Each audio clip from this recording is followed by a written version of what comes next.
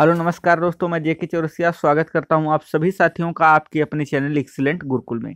दोस्तों, आज की इस वीडियो में हम लोग बात करने वाले हैं कक्षा 10 गृह विज्ञान यानी होम साइंस के पेपर के बारे में, जो आपका 20 फरवरी को है। तो साथियों, आज हम लोग बात करेंगे कि 20 फरवरी को कैसे क्वेश्चन आपको देखने को मिलेंगे। तो चलिए हम लोग देख लेते हैं। सबसे पहले अगर हम पेपर पैटर्न की बात करें तो आपका जो पूर्णांक है यानी 70 नंबर का पूरा पेपर आपका होगा, और समय जो आपको मिलने वाला है वो 3 घंटे 15 मिनट मिलेंगे।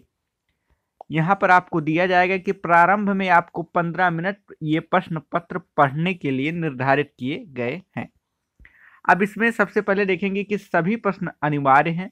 आप इसको पढ़ लेंगे कि सभी जो प्रश्न हैं वो अनिवार्य हैं, और यह प्रश्न पत्र 2 खंडों में यानी आ और बा में विभाजित होगा। आपको आ में 20 अंक जो बहुविकल्पीय हैं, जिनका आपको OMR सीट मिलेगी, उसको भरना रहेगा जैसा आपने हिंदी के पेपर में देखा है। और OMR सीट पर उत्तर अंकित किए जाने के पश्चात उसे काटे नहीं, उस पर किसी भी तरीके का आप उस पर काटें या फिर उस पर निशान न लगाएं। और जो खंड बा होगा वो आपका 50 नंबर का होगा। यानी मेरे दोस्त, अगर हम बात करें तो आपका खंड आ जो होगा, खंड आ वो आपका 20 नंबर का होगा, जो बहुविकल्पीय होगा, जिसकी आपको OMR सीट दी जाएगी। और जो खंड बा है वो 50 अंक का होगा। अब देखिए, आप अपने कॉपी में और कॉपी पेन लेके आप बैठिए। अगर आप नहीं लिए हैं तो आप वीडियो को रोक देंगे और आप कॉपी पेन लेके बैठ जाएंगे, और आप सारे क्वेश्चन को अपने कॉपी में नोट कर लेंगे, और इस पेपर को आप याद करके जाएंगे। इससे आपको ये पता चलेगा कि कौन कौन से चैप्टर से किस टाइप के क्वेश्चन आते हैं, तो निश्चित तौर पे आपको लाभ होगा। अब अगर हम खंड आ की बात करें तो इसमें से आपको दिया जाएगा कि शरीर में जल की लगभग प्रतिशत होती है, 70%, 100%, 90 या 40। तो आप इस क्वेश्चन को लिख लेंगे अपने कॉपी में। दूसरा होगा, निम्न में से कौन सा सुरक्षित चक्र है, यानी वाहक, क्रॉस। अगर आपको लगता है कि दोनों, तो आपका ऑप्शन गा के साथ चला जाएगा। अगर आपको लगता है दोनों ही सुरक्षित नहीं है तो घा यानी कोई नहीं पर आप टिक करेंगे।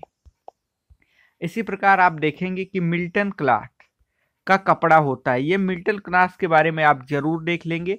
ये कैसा होता है, रेदार ऊनी होता है, मोटा होता है, रेशमी होता है या फिर सूती होता है। साथियों, ऐसे आपको दिखेगा कि पारिवारिक बजट बनाने का उद्देश्य क्या है। तो क्या है पारिवारिक बजट बनाने के लिए? बचत करना, आय का ज्ञान, या फिर व्यय पर नियंत्रण, या उपयुक्त सभी। इसी प्रकार आपको मैथ के भी क्वेश्चन देखने को मिलेंगे। जैसे आपसे पूछा जाएगा कि 20 मीटर कपड़े का दाम 300 रुपये है, तो 1 मीटर कपड़े का दाम कितना होगा। तो क्वेश्चन बहुत ही आसान है। आप इसको बहुत आसान तरीके से कर लेंगे कि जैसे मान लीजिए 20 मीटर कपड़े का दाम आपको 300 रुपया दिया हुआ है, तो 1 मीटर कपड़े का दाम यानी 300 और बटे 20 हो जाएगा। तो यानी आपका जो 15 रुपये होगा वो बिल्कुल सही ऑप्शन हो जाएगा। तो आप इस टाइप के मैथ के क्वेश्चन एक बार आप अपनी किताब से या फिर विद्या क्वेश्चन बैंक, जहां से आप पढ़ रहे हैं, वहां से इस टाइप के क्वेश्चन आप अपने एग्जाम में जरूर देख कर जाएंगे। इसी प्रकार आपको बीमारियों से कुछ क्वेश्चन आएंगे, देखने को मिलेंगे। जैसे निम्नलिखित में से कौन सा रोग अशुद्ध अशुद्ध जल यानी जो आपका गंदा जल होता है, दूषित जल होता है, उससे नहीं फैलता है?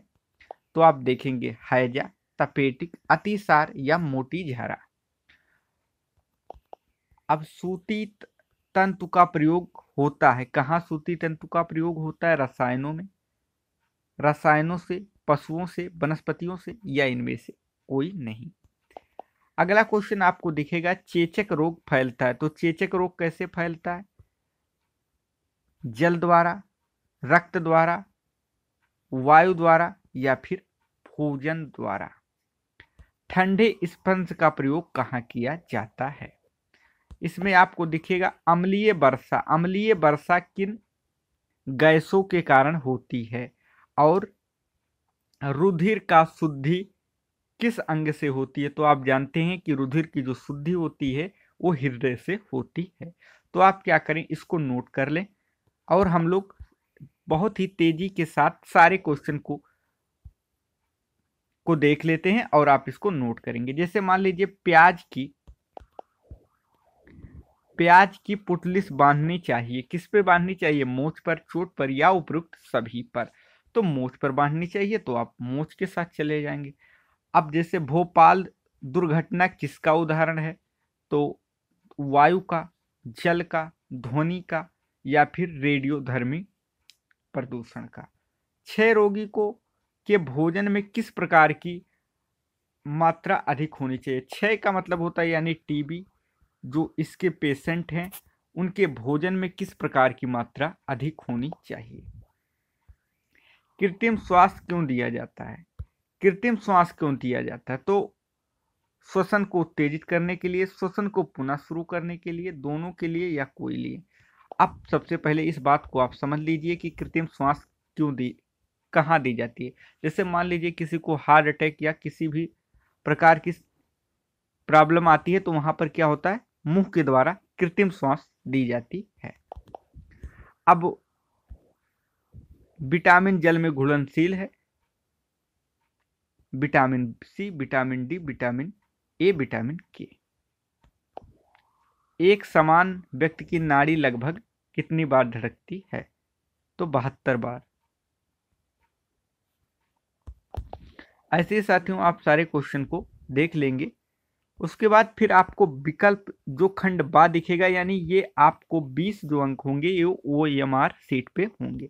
अगला जो आपको खंड बा दिखेगा, इसमें आपको दिखेगा जैसे मान लीजिए प्रश्न 21 से 26 अति लघु उत्तरीय है और प्रत्येक प्रश्न का उत्तर अधिकतम आपको 25 शब्दों में लिखना होगा। पारिवारिक बजट किसे कहते हैं?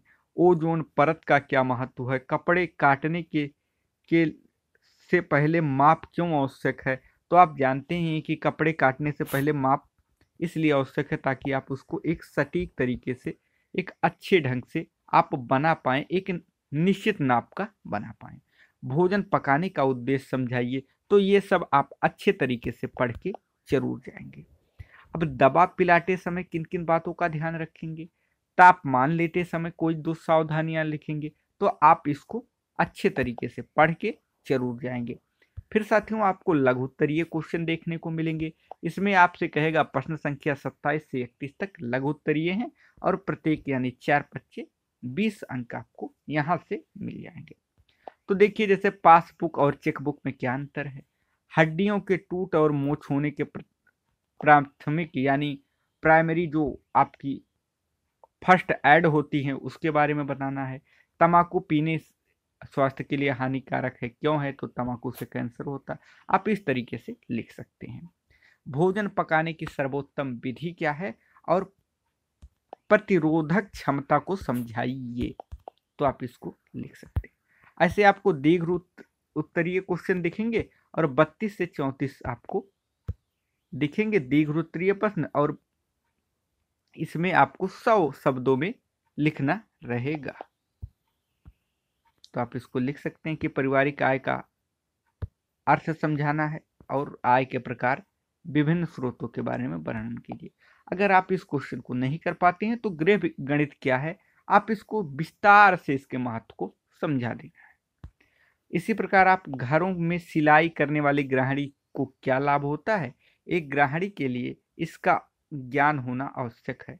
अथवा अगर इस क्वेश्चन को आप नहीं कर पाते हैं तो अथवा वाला यानी नाप लेने की विधियों का सविस्तार वर्णन कर देना है। 34 रोगी को आहार तैयार करते समय किन किन बातों का ध्यान रखना होना आवश्यक होता है? तो साथियों आप अगर चैनल पे नए हैं तो आप चैनल को सब्सक्राइब कर देना ताकि आप हमारे साथ जुड़े रहें और आप अपने एग्जाम को एक अच्छे तरीके से दे पाएं।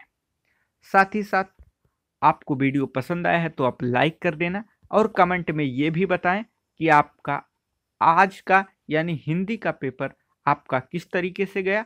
तो आप कमेंट करके जरूर बताएं। Thank you so much. आपका पेपर एक अच्छे तरीके से हो